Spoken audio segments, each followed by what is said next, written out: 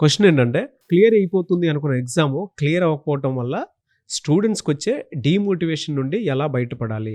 ఆ డీమోటివేషన్ అనేది చాలా సార్లు నెక్స్ట్ ఎగ్జామ్ మీద ఇంపాక్ట్ చూపిస్తుంది. కాంపిటేటివ్ ఎగ్జామ్ రాసినప్పుడు మెజారిటీ కేసెస్ ఈ ఎగ్జామ్ డెఫినెట్గా క్లియర్ అవుతుంది అని అనుకుంటారు. హ్మ్. కానీ రిజల్ట్ వచ్చిన తర్వాత క్లియర్ అవ్వదు. హ్మ్. దీనివల్ల డిమోటివేట్ అవటం అనేది సహజం. కాకపోతే దీని వెనక ఒక సైన్స్ ఒకటి అర్థం చేసుకోవాలి మనం. Understand the fact that it is a competitive exam. ఇప్పుడు 1000 పోస్టులు ఉన్నటువంటి ఒక నోటిఫికేషన్కి ఒక 2,00,000 మంది ఎగ్జామ్ రాస్తే అన్నీ క్లియర్ చేసుకొని ఫైనల్గా మిగిలినటువంటి ఆ 1000 మందికి మాత్రమే ఉద్యోగం వస్తుంది. 1000 ఉన్న ఒకటో మనిషికి కూడా ఉద్యోగం రాదు. హ్మ్. వెయిటింగ్ లిస్ట్‌లో ఉంటారు. ఈ ఫస్ట్ 1000లో ఎవరైనా జాయిన్ అవ్వకపోతే వెయిటింగ్ లిస్ట్‌లో ఉన్న వాళ్ళని కన్ఫర్మ్ చేస్తారు.